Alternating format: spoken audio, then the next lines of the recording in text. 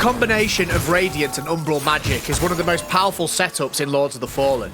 Spells offer insane damage and survivability with the right setup, and, quite frankly, you'd be forgiven to call some combos broken. If you're looking for an unkillable, all-out attack melee caster hybrid with an infinite mana pool that is based around using devastating unholy Umbral magic, fortifying holy imbuements, and demolishing enemies with one of the most lethal grand swords in the game, all whilst fulfilling that gritty Death Knight aesthetic, then look no further, this build is absolutely for you. Phase Shifter here, and thank you for checking out my unholy Death Knight build. In today's video, we'll be breaking down what is, in my opinion, the best hybrid melee caster build that you can currently make with a Radiance setup. We'll be going over the stats, weapons, armor, rings, pendants, and rune choices that make this build an unkillable murdering machine with an infinite mana pool. We cover all things ARPG and FPS on this channel, so if you enjoy games like Lords of the Fallen, consider subscribing to the channel. The community would love to have you. Drop a like if you enjoy the video, and sound off in the comments below with any thoughts and questions. So, without any further ado, let's get into it. The best starting class is without a shadow of a doubt the Orient Preacher. This will come as no surprise. The Orient Preacher is best equipped to build characters into a Radiant setup. It starts with 18 points, it begins with the Orient Preacher hammer. What's not to like, folks? The best starting weapon with this build is definitely the Orient Preacher hammer, which is an absolute beast in the early to mid game. You can also use Radiant Catalysts to gain access to strong skills such as Radiant Weapon and Radiant Flare. These will act as an excellent carry through your playthrough. You can also grab our main weapon for this build if you're feeling confident and want to rush to the end game state of this build. Keep watching and I'll show you how to do that later. In the early game, the main stats to focus on in this build are Radiance for damage scaling and Vitality for survivability. As you transition through the mid to late game, you will want to ensure that you have 18 points in Inferno to gain access to the Umbral spells that we will be using. You will also require 20 points in Strength to ensure that you can wield our main weapon of choice, and around 20 points in Endurance to have ample stamina to utilize this build effectively. My advice here would be to get Radiance to about 50 and Inferno to 18, then fill the rest in any order of your choosing, depending on whether you choose to switch from the Orient Preacher hammer to our main weapon. For my primary setup, I'm using the Bloody Glory Grand Sword. In my opinion, this is one of the most badass looking weapons in the game, especially when it's imbued with Lacerate. Fully upgraded, this sword comes with a high A+ Radiance scaling, very tasty attack power, combined with decent physical damage and absolutely bonkers holy damage. However, the most appetizing characteristic is on top of all this, it has 300 bleed damage. Combining this with either Lacerate or Radiant Weapon makes this sword an absolute powerhouse and opens up a number of synergistic approaches that we can take. More on that later. This sword breaks posture for fun, and depending on how you build your character, you can lean into this with accelerating degrees of success. What makes this weapon and approach to building this character so fun is that you have a choice between how melee focused or how caster focused you are, and regardless of the choice, this weapon choice has a central place in both builds. It also looks absolutely lethal when imbued with Lacerate and really completes that unholy / blood death knight kind of look. This sword can be acquired as early in the game as you like. All you need is 18,000 vigor to purchase the Pilgrim's Perch key from Stonemand in Skyrest Bridge. This then allows you to open the door by the Bell Room waypoint, which leads into a difficult area. Note that if you choose to do this, be careful. The mobs absolutely slap, and I would advise bringing Vestige Seeds so you can set up waypoints as you progress. Navigate through this area to find the sword. You can also grab the nearby vestige and get the hell out of there. I have 3 runes in this weapon. 2 Oromon runes to further improve Radiance scaling, resulting in an overall net damage increase, and then the 3rd slot is up to you. I personally have a Rook rune socketed, as it further increases the posture breaking ability of this build. Other options include a Satis rune for increased holy damage, Tummel for HP gain on kill, or Sabino for life on hit. Nartun is also an option for mana on kill, or another Oromon rune for even more Radiance scaling. The choice here is absolutely yours and will depend on the approach that you go with this build. Again, this is what makes this build so fun. There are ways and means of changing up the way that you play it. The place of a heavy shield in this build is twofold. It serves as excellent protection, adding to our already insane tankiness, which I'll be outlining in the gear choices later.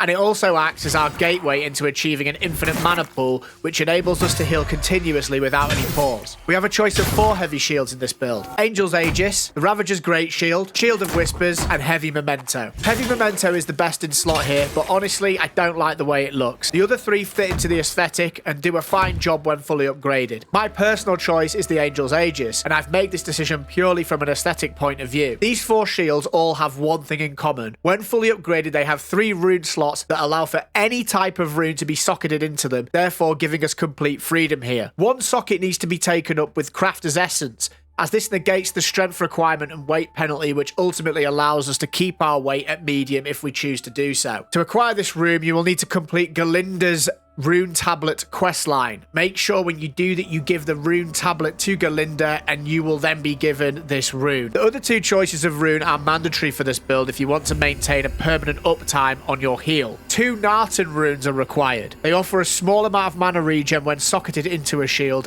and these also stack. I do believe you can only get one of these per playthrough, and they are located in an Umbral belly in the mines by the Hoist waypoint.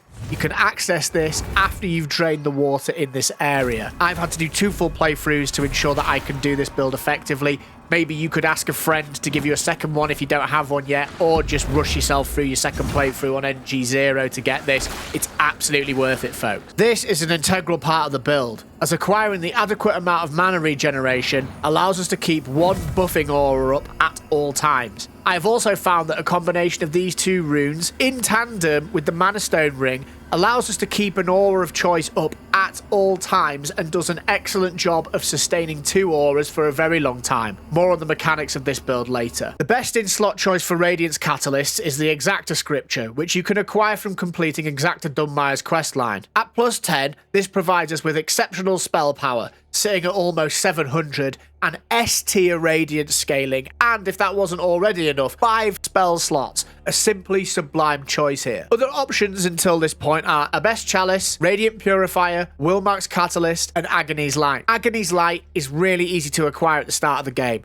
and can be utilised all the way through the game effectively. This is dropped by the spiky-headed mobs that we come across in Pilgrim's Perch, and my advice would be to farm one of these, particularly the one that spawns outside the Bell Room waypoint, and this will also net you some excellent vigor gains along with your catalyst. In terms of rings and pendants, the only mandatory choice of ring here is the Unblinking Root. This allows us to cast Umbral sorceries with non-Umbral catalysts. This means Latimer's Javelin, Barrage of Echoes, and Diminishing Missile are all on the table. More on that later. The second ring slot is flexible, but if you want permanent uptime on an aura, then you must choose the Mana Stone ring. As you can see, this combination allows us to keep our invigorating aura up permanently, provided we don't exhaust our mana supply. Other options include the Ring of Sanguine Might, which adds additional posture damage when striking a bleeding target. This synergizes fantastically with our Bloody Glory's 300 bleed damage, and the additional Lacerate imbuement. Any other choice that gives you some sort of damage, HP, or stamina gain can work here, but I prefer being invulnerable. We have 2 choices for Pendant, and this depends on whether you choose to favour casting or melee as your main playstyle. If melee is your choice, the Holy Triptych is a superb choice, as it means holy damage deals additional posture damage,